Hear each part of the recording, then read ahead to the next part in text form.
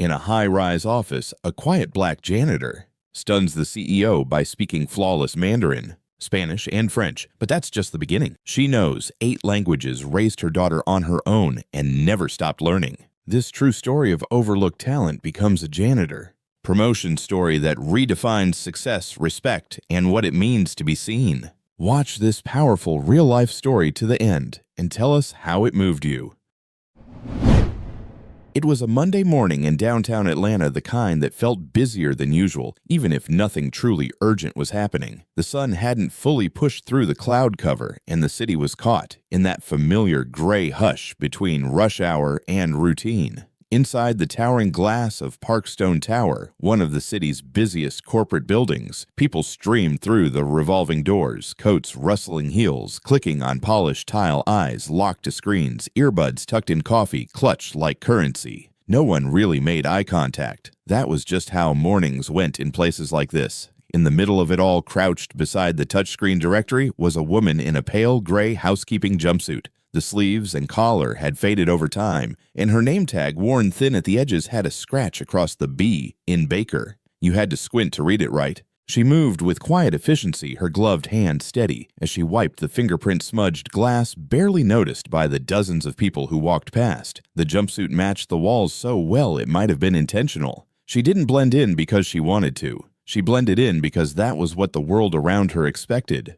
Her name was Helena Baker. She was in her early 40s, average height, solid build, and carried herself with the kind of silence that made people ignore her entirely. She had short, natural curls tucked under a navy blue cap and eyes that moved quickly, but never too directly trained from years of knowing when attention could be dangerous. She'd worked here for over a decade. Most employees didn't know that. Most had never even asked her name. Some maybe didn't even know there were night cleaning staff, only that the trash cans emptied themselves and the coffee tables stayed clean.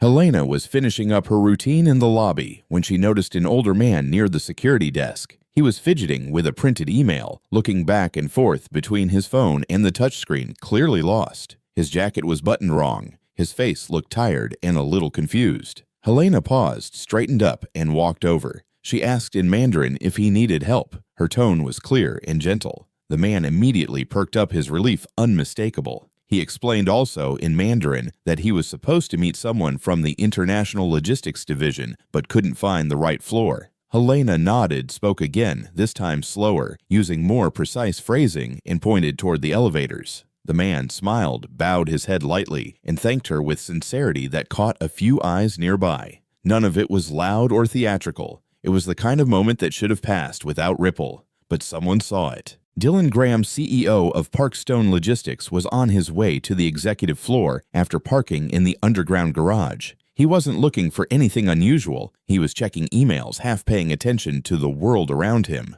But the sound of spoken Mandarin, fluent and confident, stopped him mid-step. It wasn't the language itself that stunned him. It was the source of it. Dylan scanned the lobby and found the speaker. It took a second to register what he was seeing. A cleaning staff member speaking Mandarin like someone born to it. She was gesturing now, calm and authoritative, and then just as seamlessly she turned to a delivery driver entering from the side door and switched into Spanish. Her tone shifted not dramatically, but enough that it was unmistakably native. She was giving him directions to the freight elevator. The driver nodded, gave her a quick gracias, and moved along. Then, as if this were something she did every day, and it was Helena turned to a vendor examining a mislabeled crate and said something in French. Her voice carried a kind of quiet clarity that made even a passing security guard look up. Dylan felt a tightness in his chest, not alarm, but something closer to guilt or maybe disbelief. He was a man who'd spent the last 20 years traveling across continents, attending language training workshops, working with global clients. He'd hired translators, built cultural training programs, and yet here inside his own building on a Monday morning, like any other, the most multilingual person he'd encountered in months was someone who scrubbed the marble floors outside his boardroom. He walked toward her, not with authority, but with curiosity. His pace was slow, deliberate. He watched as Helena adjusted the strap on her cart, wiped her gloves on a towel, and reached for her checklist. He hesitated for a moment, then said, "Excuse me." Helena looked up surprised. Her eyes flicked toward his ID badge, then back to his face. "Yes, sir. That was Mandarin, right?" Dylan asked. She nodded. "Yes, sir. You speak it fluently." Yes, sir. And Spanish-French. Yes, sir, she said, steady as ever. There was a pause. How many languages do you speak, Ms.? He squinted at the tag. Baker 8, sir. Mandarin, Spanish-French, Portuguese, German, Arabic, Haitian Creole. And I'm learning Vietnamese. Dylan blinked. Vietnamese. Helena allowed the faintest smile. My daughter's best friend is Vietnamese. I thought I should at least be able to understand her grandmother. He couldn't help the small laugh that escaped him. It wasn't mockery. It was astonishment. He took a step back, looked at her again. Really looked. Not as a janitor, not as a background presence, but as someone with undeniable weight. I'd like to talk to you in my office, he said. Helena didn't move right away. Her body was still, but her eyes changed. They narrowed slightly, not in defiance, but in calculation. She'd had years of people ignoring her. An unexpected invitation from the CEO that wasn't normal. And she knew enough about the world to understand that sudden attention could be dangerous. Now, she asked. Yes, Dylan said, if you have a few minutes.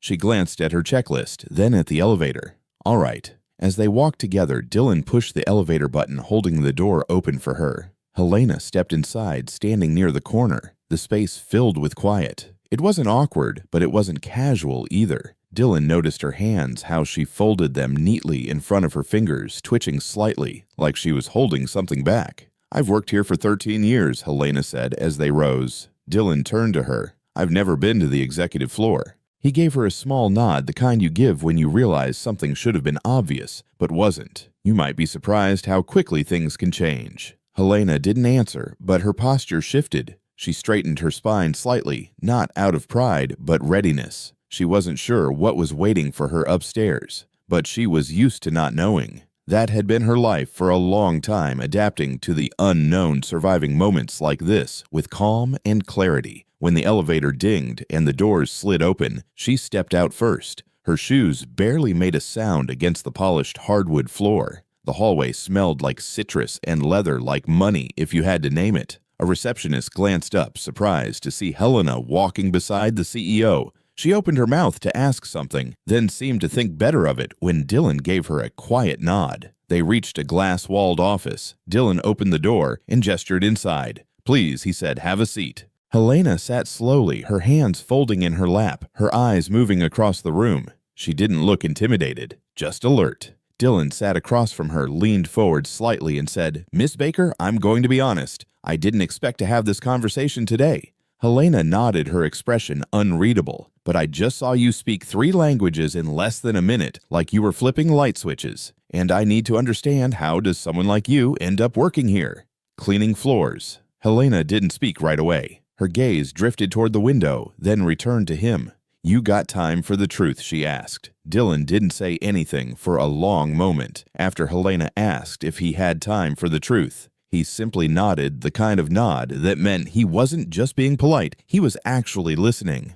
The office was quiet except for the low hum of the HVAC system and the occasional tapping of a car horn down on Peachtree Street. Outside the floor-to-ceiling windows, the city moved like it always did, unaware that inside this glass box, something quietly important was about to unfold. Helena leaned back slightly in her chair, not in a way that suggested comfort, but in a way that helped her ground herself. Her palms rested flat on her knees, her fingers stretched out, then curled slightly, as if she was preparing to speak something she hadn't said aloud in a very long time. I was born in Mobile, Alabama, she said, her voice steady. Only child. My mom was a nurse's aide. My dad worked on ship's metal pipes, long hours, never really took a day off, unless his back gave out. She paused, not for effect, but to let the memory settle before continuing. They didn't have much, but they made sure I had books, good shoes for school, and a quiet space to study. Dylan watched her closely. She wasn't performing. She wasn't trying to impress him. This wasn't a story polished for sympathy. It was fact. Simple, unembellished, and clean. I was good at school. Real good, she continued. I got a scholarship to Georgia State. Studied linguistics. I picked up Spanish in high school. French came easy after that. Then I just kept going. Portuguese, German, Arabic. Language was the one thing I could control. One thing that didn't ask for much more than time and focus. She glanced toward the window for a second before returning her gaze to Dylan. I made it through my undergrad with honors, started a master's program, thought I might work in translation, maybe teach. Maybe even apply for one of those government jobs they always advertised on campus. Her lips curved slightly, not quite a smile. But life doesn't always run the plan you set out on. Her voice dropped slightly, as if to make space for the words that followed. My mother had a stroke my second year in grad school. I came home to take care of her. Thought it'd be temporary. Then my father passed 6 months later. One day he was mowing the yard, the next day he was gone. Heart attack. Dylan shifted slightly in his chair, not to interrupt, but as if the weight of her words had landed, and he was adjusting under it. Helena didn't notice, or maybe she did and kept going anyway. I tried to keep up my classes remotely, but the bills came fast. Medical debt, funeral costs, everything piled up. She took a quiet breath through her nose. Then I found out I was pregnant. That was its own story. The man didn't stick around, but I wasn't surprised. I stopped asking people to stay a long time ago. For a moment, the office was still again. Dylan didn't speak. He looked at her not like a CEO looks at an employee, but like a man trying to reconcile the version of her he'd known, or rather ignored, with the version sitting in front of him now. Helena continued, her voice even, but her eyes just slightly shinier than before. I needed work. Anything that let me be home in the afternoons with my daughter Mavie. She was everything. Still is.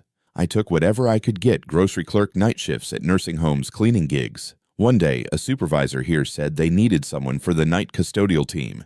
Hours were decent. No benefits, but it paid better than most. I said yes. Her tone didn't change, but the pause after those last 3 words carried weight. I've been here ever since, she said. 13 years. Mostly nights. Sometimes early mornings like today. Quiet work. People don't bother you. They also don't see you. But that's the trade-off. Dylan leaned forward slightly, his elbows on his knees, hands clasped. You stopped going to school, he said gently. Not as an accusation, but as a recognition. Helena nodded. I couldn't afford it. I had a baby to feed, light bills to pay. I didn't have time for credit hours or essays. But I didn't stop learning. I used the library. I borrowed textbooks. I listened to news broadcasts in other languages, downloaded free audio lessons. I bought old language CDs at garage sales. She shrugged. I kept going. It was the only part of myself I held on to that still felt like mine. Dylan blinked slowly, processing. So those languages, Mandarin, Spanish, French, you learned all of that on your own. Helena nodded. Some in school, most after. I just kept building on them. I also speak Haitian Creole. My grandmother used to speak it when I was little. I wanted to relearn it after she passed. There was a long beat of silence that followed, not awkward, but thick with realization. Dylan looked around his office at the plaques, the conference trophies, the globe in the corner, the framed mission statements, and then back at Helena. Why didn't anyone know this? He asked quietly, more to himself than her. Helena's face didn't shift, because no one asked. People see the uniform, and for some people they see my skin. And that's all they need to make up their minds. That sentence hung in the air. It wasn't bitter, but it had weight. She wasn't asking for pity. She wasn't angry in a way that lashed out. She was stating a fact, the kind people often dance around, but know deep down to be true. Dylan sat back slowly. Have you ever tried to apply for anything else? Helena nodded. Twice. Years ago. Once for a part-time assistant admin position when my schedule freed up. Once for a receptionist role in another department. I submitted my resume, got no response. When I followed up, the HR woman glanced at my badge at my uniform and said they were looking for someone more seasoned in office culture. I stopped after that. Dylan clenched his jaw just slightly. That woman still work here. Helena didn't answer directly. I wouldn't know. I keep to myself. I come in, do my job, go home. That's how you survive in places like this. If you stand out too much, people start wondering what you're doing out of place. She looked at him, then steady and clear-eyed. I'm not telling you this to make you feel bad, Mr. Graham. I'm not trying to make a point. You asked, and I'm just telling you the truth. I didn't fall. I didn't fail. Life happened, and I did what I had to do.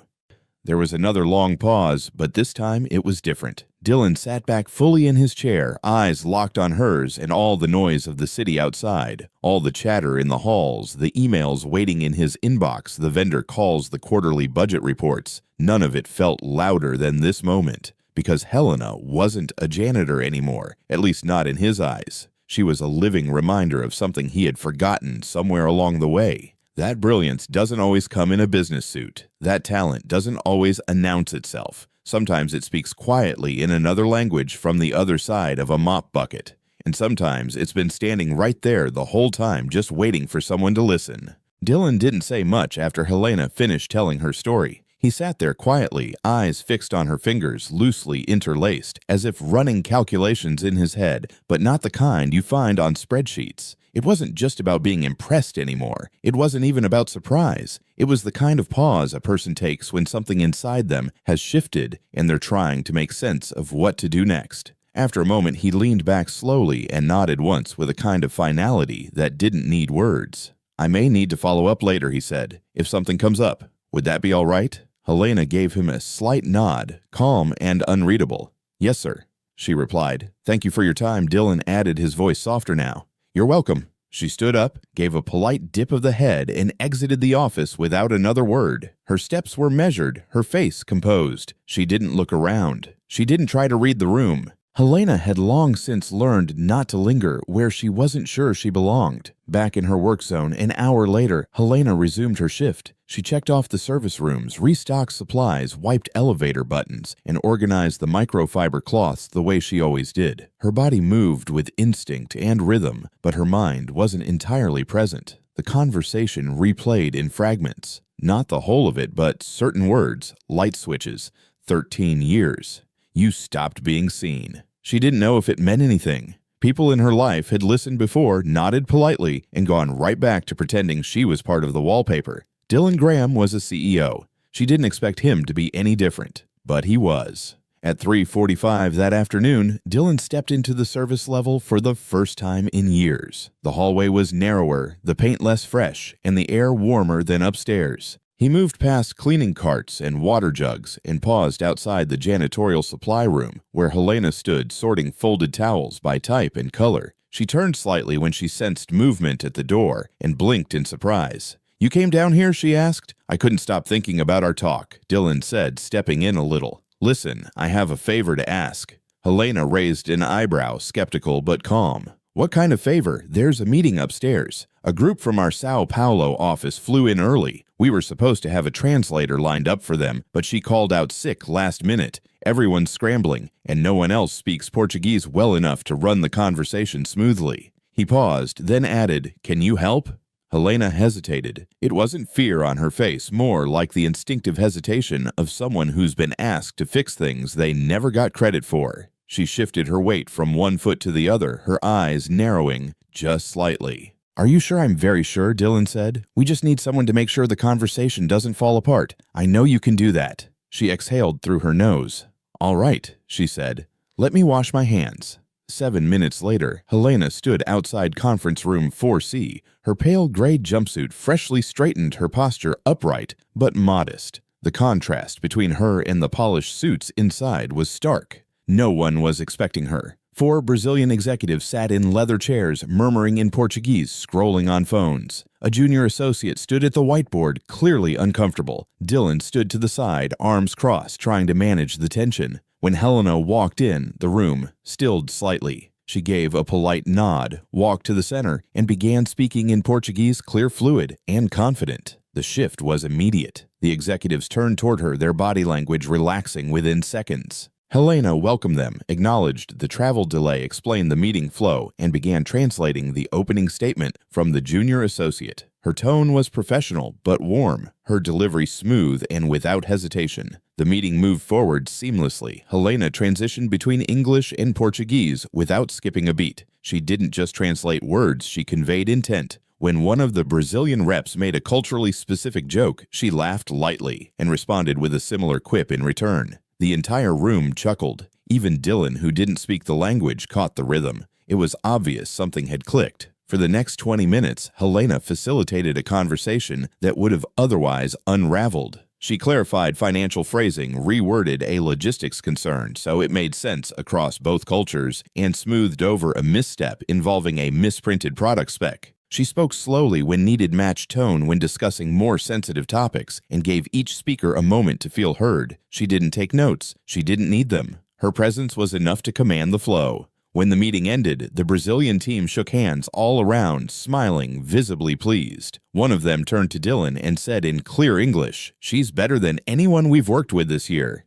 Dylan nodded, his eyes already drifting toward Helena, who was quietly collecting the empty coffee cups and used handouts into a tray. "Where'd you find her?" the man asked. Dylan answered without thinking, "Right here." In the hallway afterward, he caught up to Helena as she placed the last cup back on the rolling cart. "You ever do professional translation before?" he asked. Helena shook her head. "Not officially. I've helped folks in hospitals, DMV offices, social services, that sort of thing. No certificate, no time," she said. "My daughter needed me more." Dylan paused. "Where is she now?" "She's 26, Helena said, smiling a little. "Just became a registered nurse. Lives in Tempe, paid for school herself. Stubborn like her mama." They both laughed, and for a moment it didn't feel like CEO and janitor. Just two people talking about life in the hallway of a corporate building that for the first time felt a little more human. As Helena turned to roll her cart back to the service level, Dylan touched her elbow gently. "Thank you," he said. "You didn't just help with the language. You helped the entire room breathe." She looked at him and replied simply, "It's what I do." He watched her go the cartwheels, squeaking softly against the tiles, and felt something inside settle. Not the kind of satisfaction that comes from fixing a problem, but the kind that comes from seeing someone you should have seen all along. That night, Helena clocked out just past midnight, changed back into her jacket, and walked to the bus stop alone. Her body ached like it always did, and her eyes were heavy, but her thoughts were still in that conference room.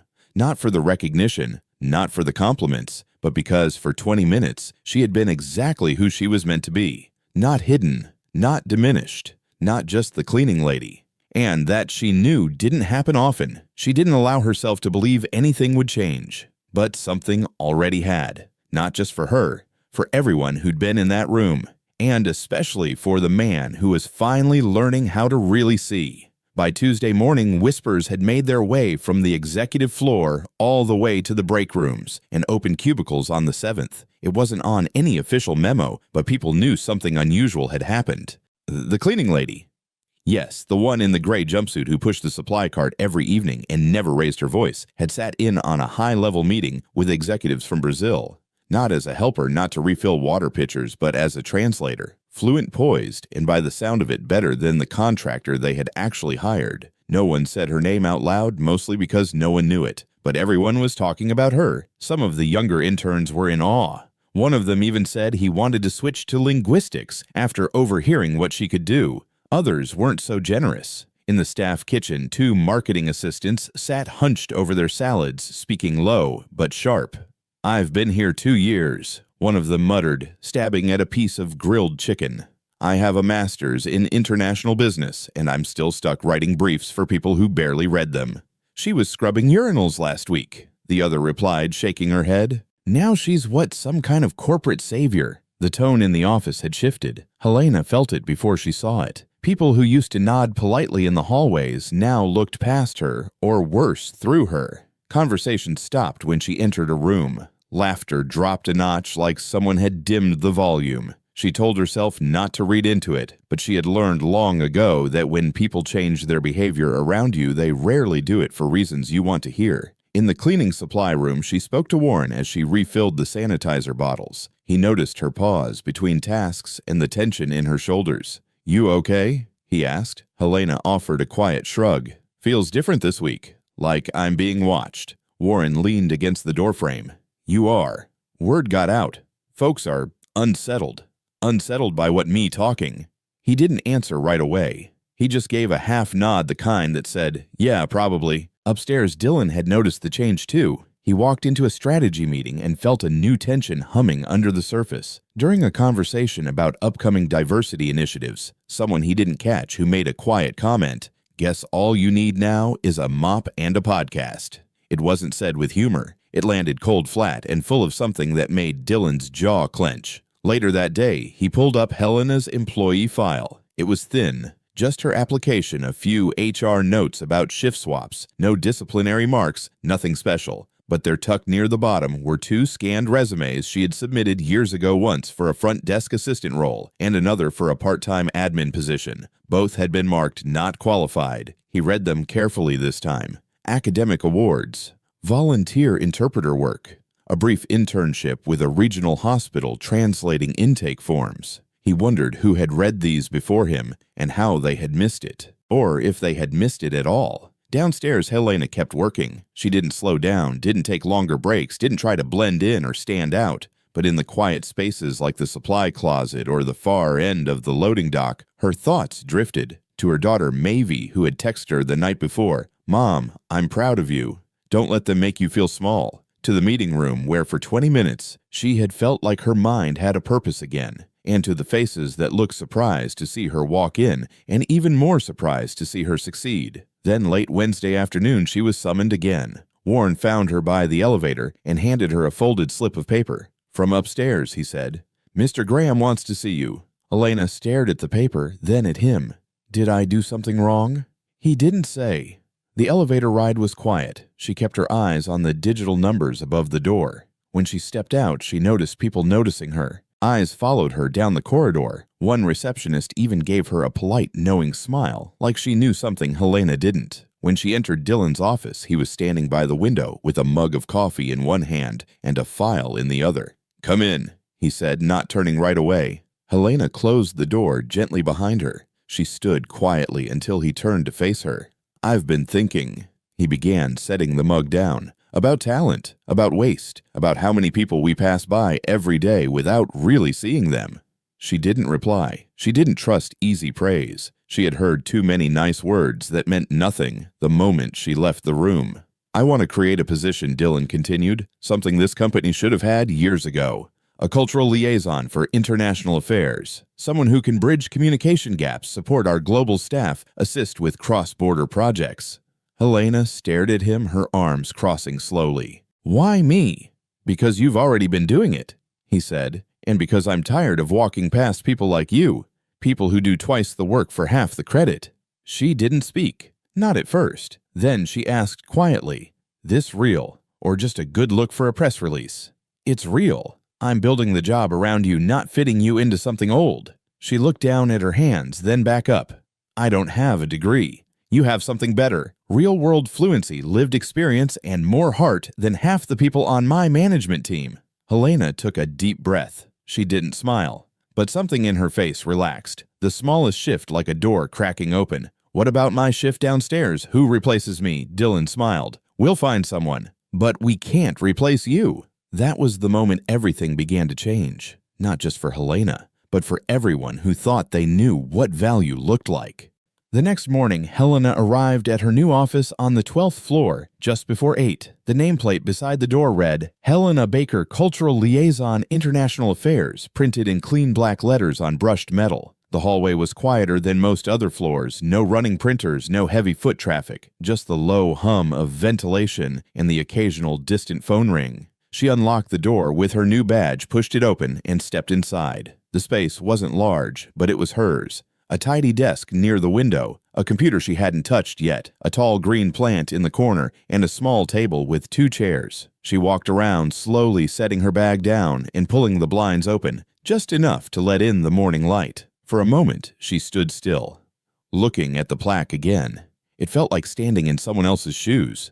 Not because she hadn't earned it, but because no one had ever offered them before. As the building filled with staff, Helena began to sense the atmosphere shift again. Not like the whispers from earlier that week, this was different. More calculated, more polite, but more distant. People glanced her way in passing, but didn't stop to chat. A few offered stiff smiles. No one sat next to her in the break room. A man she recognized from the copy room once made a point to hold the elevator door for 2 others, letting it close before she reached it. It wasn't open hostility, but it wasn't nothing. At 11:30, her phone rang with an internal call. She answered, "Miss Baker, this is Lucia Martin. I'm head of international operations. I'd like to go over a few documents with you. I'm right outside." A second later, a knock. Helena opened the door and saw a woman in her early 50s, tall, sharp-featured, and dressed in a deep navy suit. She held a clipboard and wore the expression of someone who had already decided what to think before hearing a word.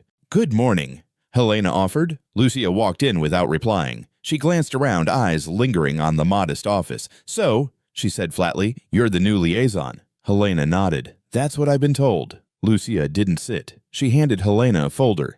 Vendor disputes from Sao Paulo, 2 unsigned contracts from the Dubai partners, and some flagged reports from Milan. "Think you can manage that?" Helena took the folder, thumbing through the pages briefly. I'll need a few hours to review, but yes. Lucia tilted her head slightly, studying her. You have experience in corporate environments.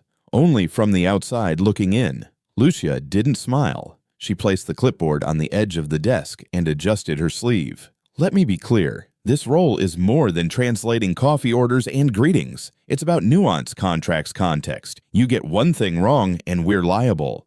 Helena met her gaze calmly. I understand. Lucia nodded, once turned, and walked out. Helena sat down, opened the folder, and started reading. Downstairs, Dylan was finishing a leadership meeting when the subject of Helena came up again. One of the board advisors, Anthony Jenkins, raised a brow and crossed his arms. Let's be realistic, Dylan, he said. This is not sustainable. You can't pull talent out of janitor closets and expect them to understand international operations. Dylan didn't flinch. She's already solved a vendor conflict and mediated a translation issue that cost us thousands last quarter. For now, Jenkins replied, but what happens when something goes wrong? You want to explain to shareholders that you gambled on someone without a degree, without certification, because it felt right. Dylan leaned forward slightly. I didn't gamble. I listened, and I watched. She didn't ask for this role. I offered it because she's already doing the work. All I did was give it a name. Jenkins didn't respond, but the silence around the table was enough to feel the friction settle in. Later that afternoon, Dylan stopped by Helena's office. She was still at her desk, a pen between her fingers, several documents open and marked with color-coded sticky notes. She looked up when he knocked gently. Busy? He asked. Productively, she replied. He stepped inside, closing the door behind him. I wanted to check in. First full day. How's it going? Helena leaned back slightly. Some people look at me like I stole something. You didn't. That doesn't change how it feels. Dylan sat in the guest chair. You could have said no. You could have just given me a bonus and walked away. Why take this all the way? He thought for a moment. Because I saw myself in you. I didn't mop floors, but I worked 3 jobs through college. My dad fixed cars for 30 years, and no one ever asked him what else he could do. People assumed things about me too. Took me years to stop trying to prove I belonged and just start doing what I was meant to do. Helena listened, her hands still. Her eyes softened just a little. So now you're the one deciding who gets in, she said. Exactly. A beat passed. Then Helena said quietly, there are going to be people who hate this. Who hate me. Let them. They'll either get over it or get out of your way. She nodded once. The pen clicked closed. Her back straightened.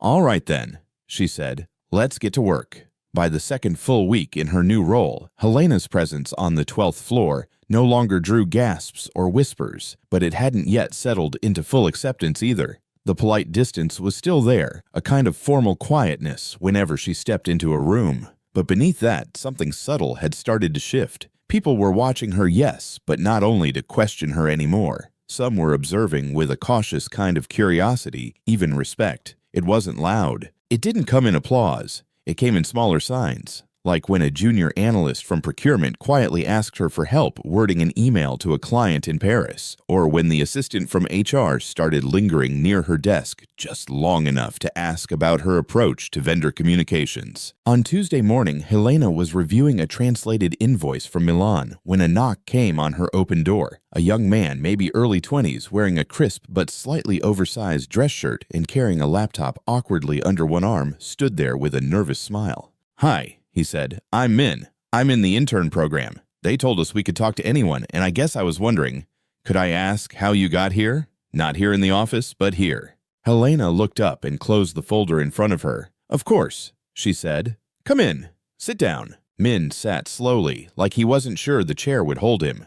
He cleared his throat. People say you speak 8 languages. That true? Helena smiled faintly. Yes, not all perfectly, but enough to help people feel understood. He nodded. That's kind of amazing. I grew up bilingual, Vietnamese and English, but I still mess up talking to my grandma sometimes. Helena laughed lightly. That makes 2 of us. I'm still learning Vietnamese, just the basics. She glanced at her notepad and with a warm but tentative tone said, Xin Chao.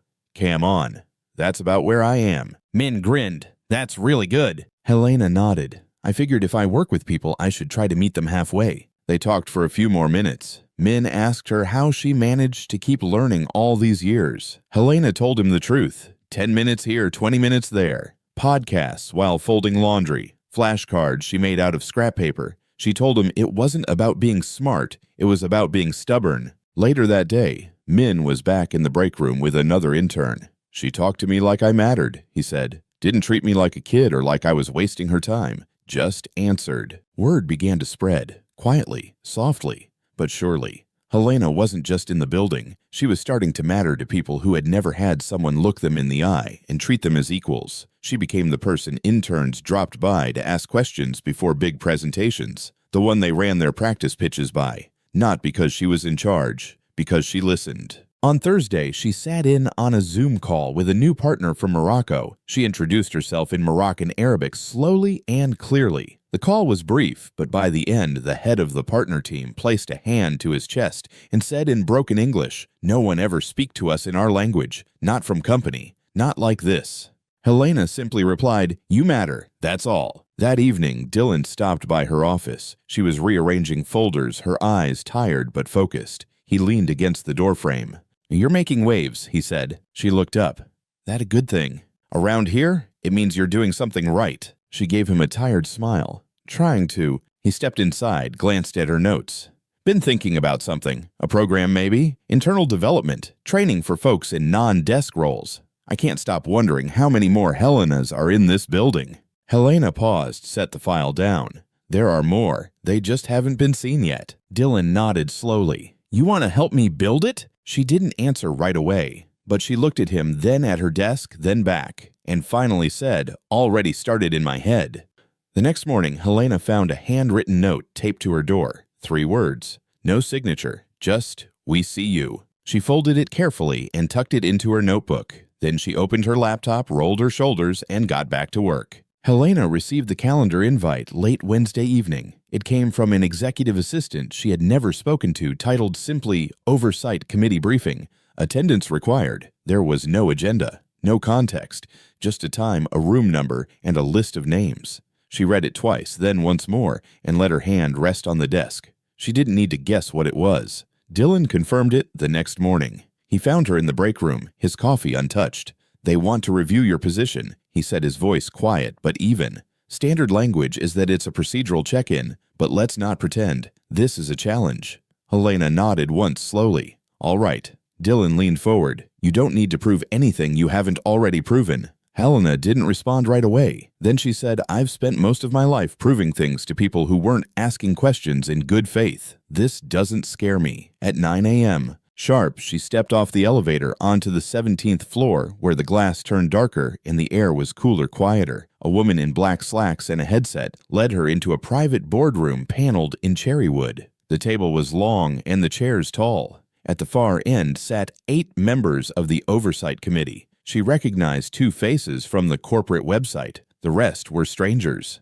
Anthony Jenkins sat at the center. His posture was upright, his hands folded over a leather folio, and his expression unreadable. No one stood to greet her. No one smiled. Miss Baker Jenkins began gesturing to the seat across from him. "Please." Helena took the seat, placed her hands flat on the table, and waited. "We appreciate you making the time," he said. "We'll keep this brief. As you know, the recent appointment of your position has drawn attention. There's been no prior precedent for a cultural liaison role at this company, let alone filled by someone with your background." Helena gave a single nod. "Understood." A woman 2 seats down adjusted her glasses. "You were promoted from a non-exempt custodial position. Is that accurate?" "Yes, ma'am." Another member, older, leaned in slightly. "No undergraduate degree completed. No formal training in international policy. No certifications in business linguistics or compliance." "That's also correct." Jenkins interlaced his fingers. "Then help us understand, Miss Baker, what qualifies you to serve as a liaison in matters that involve multi-million-dollar partnerships with international stakeholders." Helena took a breath. Not rushed, not hesitant, controlled.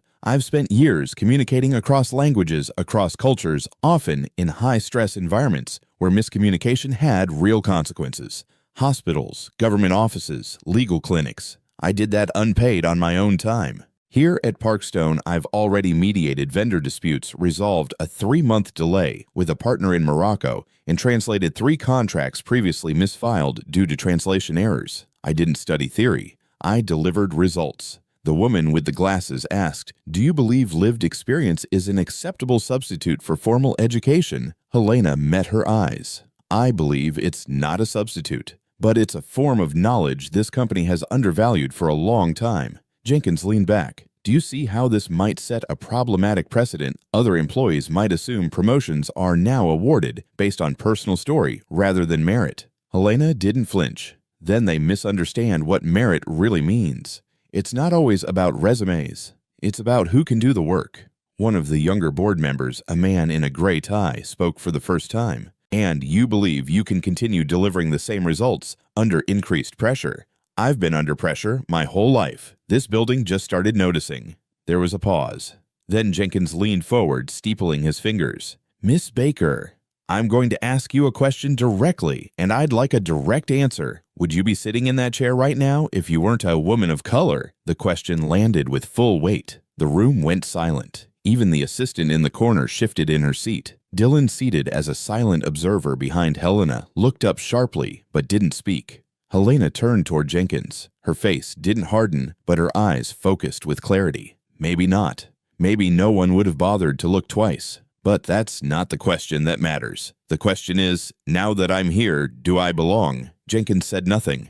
He looked down at his notes. A long pause followed. Helena continued. "This role didn't exist before because no one thought someone like me belonged in it. I'm not asking for credit. I'm asking you to look at the outcomes. Not the uniform I used to wear, not the degree I didn't get. Look at the work. Ask the people I've helped. Ask the partners who stopped canceling calls because they finally felt understood." She kept her hands flat on the table, her voice never raised, but there was weight in every syllable. The youngest board member nodded slightly. The woman in the glasses closed her folder slowly. Jenkins gave a final glance down the table. "We'll be reviewing the scope of your role. For now, no changes will be made. Thank you for your time." Helena stood. She nodded once, then walked out of the room without looking back. Dylan caught up with her in the hallway. "You all right?" he asked. "They asked the wrong question," she said. He nodded. "You gave the right answer." As the elevator doors closed behind her, Helena felt her heart settle back into rhythm. It hadn't been a fight. It had been a reckoning, one long overdue.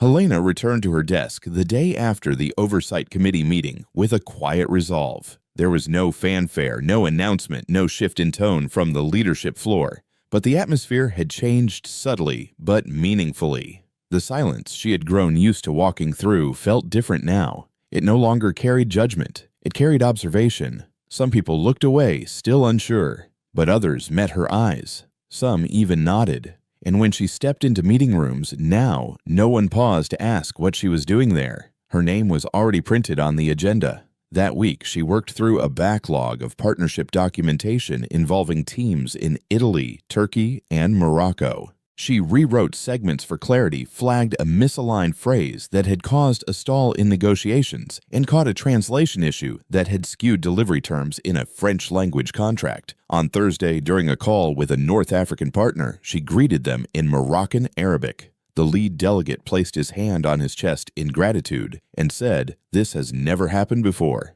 Helena smiled and responded, "You deserve it." It wasn't said for applause. It was simply true. On Friday morning, when she arrived at the 12th floor, something caught her eye. The door to the main corporate training room, used for new hire orientation and development workshops, had a new sign. It was subtle brushed metal with etched black lettering. It read, "The Baker Room." She stopped for a long moment, hand resting against the frame. No one stood nearby to explain. There was no ribbon, no photo op, just a door and a name. Her name. Later that afternoon, Dylan stopped by her office. He leaned against the doorframe as he often did, coffee in hand, smile small but steady. It was time, he said simply. Helena glanced toward the training room and then back at him. "That a permanent thing?" "Permanent enough," he said. "People will ask, and someone will answer." "That's how culture changes."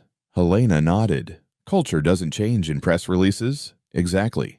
That evening, as she was packing up, she found a folded piece of paper slid under her office door. No envelope, no sender. Inside, handwritten in careful block letters, it read, "I used to think I'd be invisible forever, but today I stood a little taller because of you. Thank you." Helena held the note for a long moment. She didn't smile. She didn't cry. She folded it neatly, placed it in her notebook, and sat for a while in silence. The next week, Dylan returned with a thick folder. "I want to launch a pilot program," he said, placing it on her desk. Voice inside. Training. Language access. Internal mentoring. Not just for janitorial staff, for maintenance, security, cafeteria workers, anyone we've been stepping over instead of walking beside. Helena opened the folder slowly. The program outline was there, sections marked in yellow, handwritten notes in the margins, and a space left blank under Program Advisor. "You want me to help lead this?" she asked. Dylan nodded. "No one else should." She closed the folder not dismissively, but carefully. Her fingers tapped it twice, then rested. "We don't need to find the next me," she said. "We need to make sure they don't get buried in the first place." Dylan smiled. "Exactly what I hoped you'd say." By Thursday, internal buzz had already started. Word had spread that Helena Baker wasn't just holding a new title, she was shaping how the company would look for years to come. A junior HR rep asked her if she'd be willing to record a short video about her journey for new hire orientation. Helena declined. Let them see the work, not the story. And yet her story kept moving. At the next all-hands meeting, when the VP of Operations mentioned the Voice Inside initiative, a few heads turned toward the back row where Helena sat. No one clapped, but one person nodded, then another, then several more. Not everyone knew what was happening, but enough people understood something had shifted, and it wasn't going back. That night, Helena walked past the baker room and paused again. Through the glass, she saw a group of interns setting up chairs for a workshop. One of them looked out and waved. Helena waved back. Then she turned and kept walking. She had work to do. Helena hadn't planned on speaking at the Cincinnati Logistics Leadership Summit. In fact, when the invitation first landed in her inbox, forwarded from Dylan with a short note that read, "I think they meant to ask me, but I told them to ask you," she considered deleting it. Public speaking wasn't her arena, and standing in front of hundreds of executives, analysts, and logistics professionals from around the country sounded more like a punishment than an honor. But Dylan had added one more sentence: "They need to hear from someone real," and that Helena couldn't argue with. So 2 weeks later, she found herself standing backstage at the downtown convention center, holding a glass of water in one hand and the speech she had written and rewritten in the other. She wasn't wearing a power suit. She didn't have a stylist or a coach. She wore a soft beige blazer, clean black slacks, and shoes she had polished herself the night before. When the announcer introduced her as a voice that changed one company's culture from the inside, Helena took a breath, stepped forward, and walked to the podium. She didn't open with a quote or a joke. She didn't recite numbers or graphs. She started with her name, her real one, Helena Marie Baker. Then she told the room that she used to mop floors in a building just like this one. She told them she speaks 8 languages, but that didn't matter much until someone decided to listen. She talked about the years she spent invisible, the nights she cried in supply closets during lunch breaks, the promotions she watched go to people who never learned her name. She didn't cry. She didn't pause for effect. She just told the truth. About 10 minutes in, the room changed. People sat straighter. Phones stopped glowing. Pens stopped moving. They weren't watching a keynote anymore. They were listening to someone who had lived the parts of the industry they didn't like to talk about. Helena ended simply. "I wasn't just a janitor," she said. "I was fluent. I was capable. I was ready." But nobody ever looked long enough to see it. So the next time you pass someone without a title, ask yourself, what are you really missing? There was no explosion of applause. It started slowly, then grew. And by the time Helena stepped away from the microphone, the entire auditorium was on its feet. She walked off stage, heart pounding, not from nerves, but from the release of holding it all in for so long. Backstage, a young man in his 20s approached her. His eyes were red-rimmed. His hands shook slightly as he pulled something from his pocket, a photo of his mother in a cleaning uniform. "She speaks 5 languages," he said. "I used to be embarrassed to tell people that, but now I feel proud because of you." Helena placed her hand gently on his shoulder. "Don't ever be ashamed of where you come from," she said. "The only thing to be ashamed of is staying blind to brilliance." The moment didn't go viral. It wasn't posted online or turned into a press release. But it spread. Word of her talk reached inboxes, Slack channels, and industry newsletters. Her name showed up on a few nomination lists for professional development initiatives. But more importantly, she started getting emails, quiet ones, from people she'd never met. Some were custodial staff in other companies. Some were managers who had overlooked someone and now realized it. Some were parents who wanted their kids to see someone like Helena at the front of the room.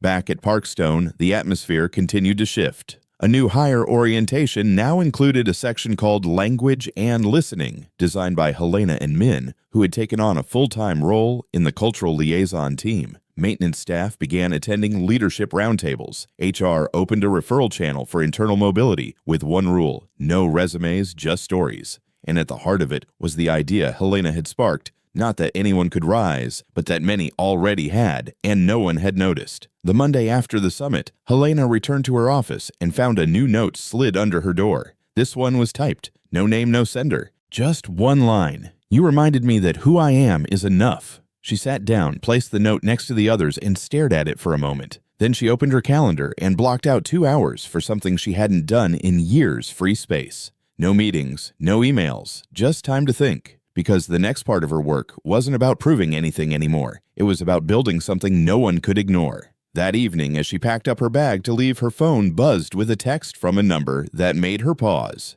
It was her daughter, Maeve. "Turn around." Helena blinked, confused, then looked up. And there she was, Maeve, standing in the hallway outside her office door, holding a small bouquet of yellow daisies, and wearing that same stubborn smile she had since she was 4.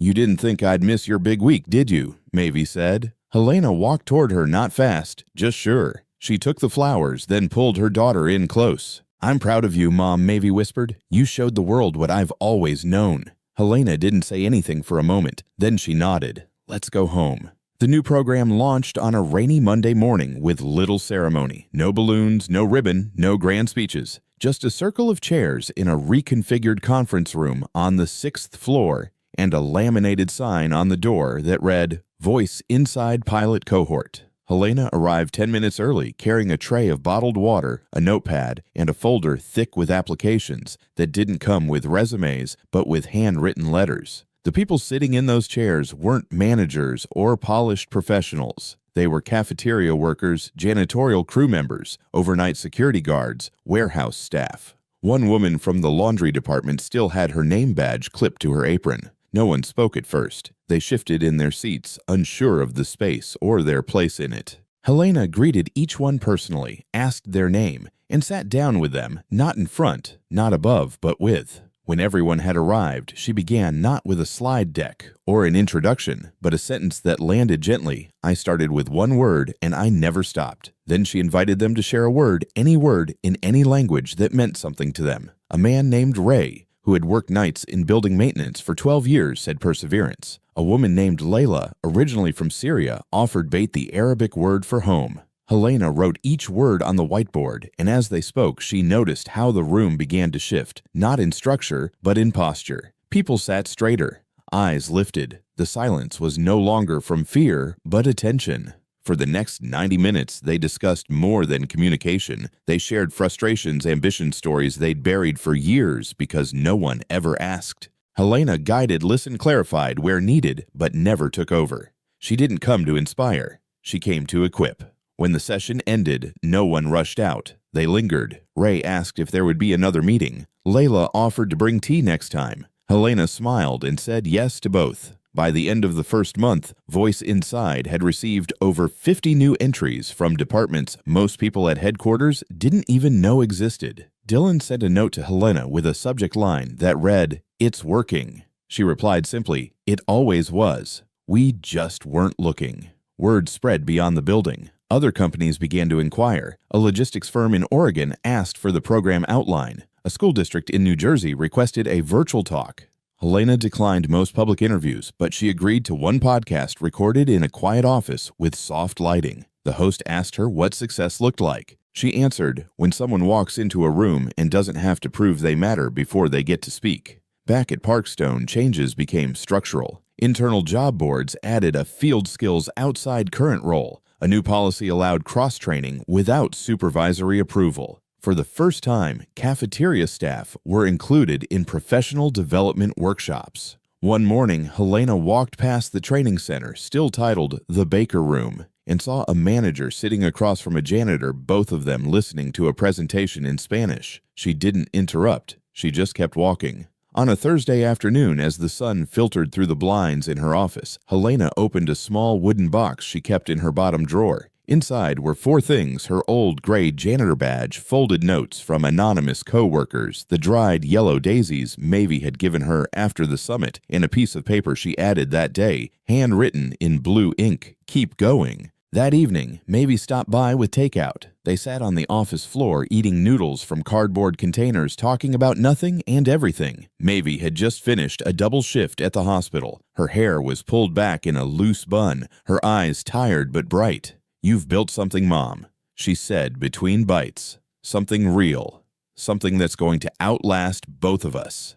Helena looked at her daughter, the young woman she'd raised through night shifts and exhaustion, through eviction notices and library cards. "I just opened a door," she said. "Yeah," Mavie replied, "but you held it open. That's the difference." As they cleaned up, Helena glanced at the window. The city lights blinked quietly. No billboards bore her name. No documentaries had been made. But somewhere in another building, someone was speaking up for the first time. Someone was being heard, and that to Helena was everything.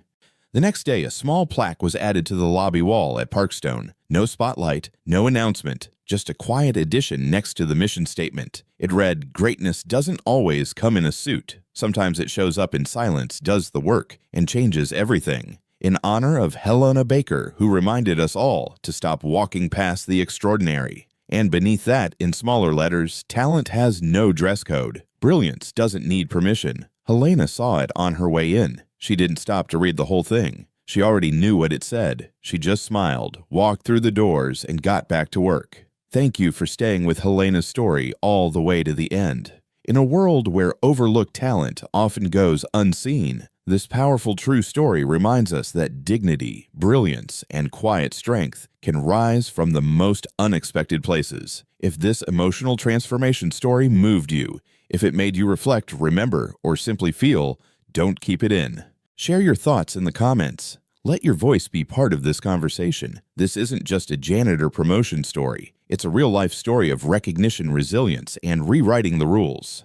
We're just getting started. Stay tuned for the next chapter series of heartwarming, inspirational stories from the everyday lives that deserve to be seen. Join us to share meaningful stories by hitting the like and subscribe buttons. Don't forget to turn on the notification bell to start your day with profound lessons and heartfelt empathy.